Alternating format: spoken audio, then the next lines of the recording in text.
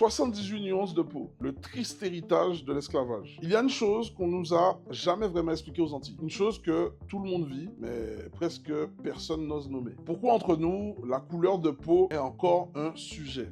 Pourquoi plus tu es clair, plus on te prête certaines qualités, plus tu es foncé, plus tu dois prouver. On parle de 78 nuances de peau. Ce n'est pas une image, c'est une réalité sociale héritée d'une histoire violente. Et reste bien jusqu'à la fin de cette vidéo parce que je vais t'expliquer d'où ça vient, pourquoi ça continue aujourd'hui et surtout comment on peut en sortir mentalement et économiquement. Oui, je le dis dès maintenant. J'ai la solution. Moi, je m'appelle William Sinesius. J'ai grandi en Guadeloupe. J'ai vécu ces regards, ces remarques, ces comparaisons déguisées en blagues. Et si tu as grandi aux Antilles, en Martinique, en Guyane, ou plus largement dans la Caraïbe, tu sais exactement de quoi je parle. Mais laisse-moi te poser une question inconfortable. Est-ce que cette hiérarchie de peau vient vraiment de nous? Parce que ce que beaucoup ignorent, c'est que cette obsession des nuances n'est pas culturelle à la base. Elle est historique, elle est organisée, et surtout, elle a été conçue pour diviser. Dans cette vidéo, je vais te raconter une histoire. Pas celle qu'on apprend à l'école, mais celle qui continue de vivre dans nos comportements, nos complexes, nos rapports à l'argent, à la réussite, à la valeur personnelle. Tu vas comprendre pourquoi certaines teintes ont été associées au mérite. Comment cette logique influence encore nos opportunités. Pourquoi cette fracture invisible ralentit toute une population et comment moi, en comprenant ça, j'ai réussi à reprendre le contrôle de ma trajectoire. Parce que oui, l'histoire de peau ne s'arrête pas à l'identité. Elle touche l'estime, l'ambition, la réussite, la richesse. Et tant qu'on ne la comprend pas, on continue de jouer avec des règles écrites par d'autres. Alors reste bien avec moi parce que ce que tu crois être un simple héritage du passé est peut-être encore en train de décider ta vie aujourd'hui. Et la suite va te surprendre. Et surtout, elle va t'obliger à te regarder différemment. Dans cette partie 1, quand la couleur devient une hiérarchie. Pour comprendre ces 78 nuances de peau, il faut revenir à une période où la couleur n'était pas qu'un détail, elle était une clé de survie. Dans les sociétés esclavagistes de la Caraïbe, la peau n'était pas seulement visible, elle était classée, évaluée, exploitée. Plus ta peau était claire, plus tu étais perçu comme proche du pouvoir. Plus elle était foncée, plus tu étais assigné aux tâches les plus dures, les plus invisibles. Cette hiérarchie n'était pas naturelle, elle était organisée. On a associé la clarté à l'intelligence, la fonceur à la force brute, la nuance à la valeur. Et cette logique a laissé une trace profonde. Parce que quand une société répète pendant des générations qu'une teinte vaut plus qu'une autre, les corps finissent par y croire, même après la fin officielle du système. C'est là que le premier obstacle apparaît, l'intériorisation. On commence à se comparer entre nous, à se mesurer, à se juger, sans même s'en rendre compte. Des phrases anodines en apparence, il est bien de couleur, elle a la peau claire, elle aura plus de chance, toi tu es trop noir pour ça. Ces mots ne sont pas innocents. Ils sont les échos d'un classement ancien. Deuxième obstacle, la division interne. Plutôt que de regarder ensemble vers le haut, on regarde à côté. On compare les nuances au lieu de comparer les opportunités. On se divise au lieu de s'organiser. Et pendant ce temps, les vraies structures de pouvoir restent intactes. Troisième obstacle, le plus silencieux, l'impact sur l'ambition. Quand inconsciemment tu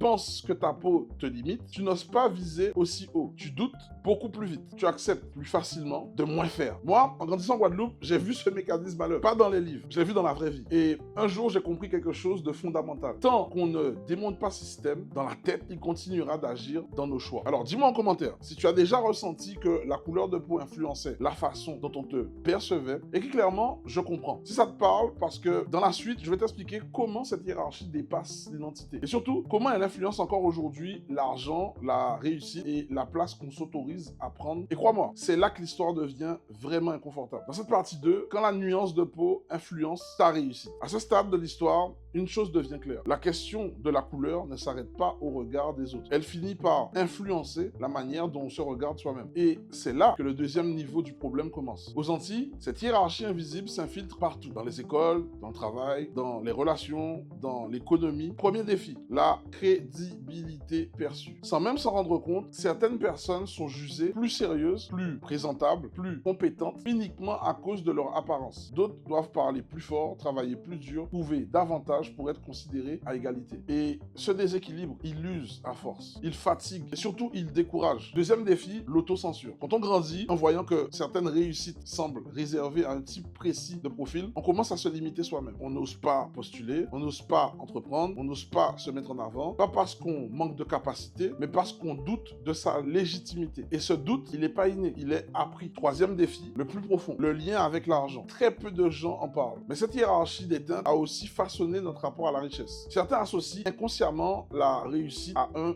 autre monde. Un monde où ils ne se voient pas vraiment et résultat, on vise plus petit, on se contente plus vite, on accepte des situations injustes en pensant que c'est comme ça et que c'est normal. Et moi aussi, je dis ça, j'en ai sur le cœur, hein, gros comme ça, j'ai traversé ces moments. Ces moments où tu comprends que le problème n'est pas ton potentiel, mais les limites qu'on t'a apprises à respecter. C'est là que j'ai commencé à démonter ces croyances une par une, à comprendre que cette histoire de peau là n'avait rien à voir avec ma valeur réelle. Et surtout, que continuer à vivre avec ces filtres mentaux, c'était accepter de perdre un jeu truqué. Alors dis-moi en commentaire, est-ce que tu as déjà ressenti le besoin de faire 2 fois plus pour être reconnu? Écris oui si ça te parle, parce que dans la prochaine partie, je vais te montrer comment on sort de ce conditionnement, comment j'ai repris le contrôle de mon identité, de mon ambition, et surtout comment cette libération mentale m'a permis de construire quelque chose de solide et durable. Et c'est là que tout s'assemble. La compréhension devient alors transformation. Dans cette partie 3, on va reprendre le contrôle de la fracture intérieure à la reconstruction. À ce moment précis, tout devient limpide. Ce que nous avons hérité n'est pas seulement une histoire de teinte, c'est une programmation, une manière de nous voir, de nous évaluer, de décider jusqu'où nous avons le droit d'aller. Et tant que cette programmation reste active, elle pilote nos choix, nos ambitions, notre rapport à l'argent, notre capacité à dire « moi aussi, j'y ai droit ». La vraie bascule, pour moi, n'a pas été extérieure, elle a été intérieure. Le jour où j'ai compris que cette hiérarchie n'était ni naturelle, ni légitime, j'ai cessé de demander la permission. C'est là que j'ai commencé à reconstruire sur des bases extrêmement solides. La première leçon est simple, mais très puissante. Ta valeur ne se négocie pas à travers le regard des autres. À partir de là, une autre question s'est imposée. Si je prends le contrôle de mon identité, comment je reprends aussi le contrôle de ma trajectoire économique? C'est ici que beaucoup restent bloqués. Ils comprennent le problème, mais ne savent pas quoi faire concrètement après. Moi, j'ai fait un choix clair. Bâtir plutôt que subir. Bâtir des actifs, bâtir des revenus, bâtir une sécurité qui ne dépend pas d'une perception, mais d'une structure réelle. C'est comme ça que j'ai construit ma richesse dans l'immobilier. Pas pour prouver quoi que ce soit, mais pour sortir définitivement des plafonds invisibles. Et c'est là que la dernière boucle se referme. Cette histoire de 78 nuances n'est pas qu'un héritage douloureux. C'est un révélateur de ce qu'on t'a appris à croire et de ce que tu peux désapprendre. Aujourd'hui, je le dis clairement, la solution, elle commence par la libération mentale. Elle se transforme aussi en stratégie économique concrète, adaptée aux réalités de la Guadeloupe, de la Martinique, de la Guyane et de toute la Caraïbe. Si cette vidéo t'a parlé jusqu'ici, écris libre en commentaire. Parce que la prochaine étape, ce n'est plus la compréhension, c'est l'action. Dans la suite, je vais te montrer comment transformer cette prise de conscience en plan réel et où trouver les ressources pour avancer sans te trahir. Parce que quand tu cesses de te mesurer à des nuances, tu commences enfin à construire à ta juste taille. Avant de partir, retiens une chose. Tu n'es pas défini par une nuance, tu n'es pas défini par un regard, tu n'es pas défini par une histoire qu'on t'a imposée. Tu es défini parce que tu décides de construire à partir d'aujourd'hui. Cette vidéo t'a ouvert les yeux, ne laisse pas ça mourir ici. Passe à l'étape suivante. Regarde la vidéo complémentaire qui arrive juste après. Et si tu veux transformer cette prise de conscience en stratégie réelle, tu as le lien dans la description. Ça te donne accès au challenge immobilier qui a lieu une fois par mois. Parce que comprendre, c'est bien, mais reprendre le contrôle, c'est encore autre chose. Et maintenant, la question n'est plus est-ce que c'est vrai? La vraie question, c'est qu'est-ce que tu fais de cette vérité? Donc, c'était Will du Mouvement Lianage. J'espère que cette vidéo t'a torturé le cerveau. Si ça t'a réveillé, partage-la. Elle mérite d'être vue par d'autres membres de la communauté. Allez, ensemble,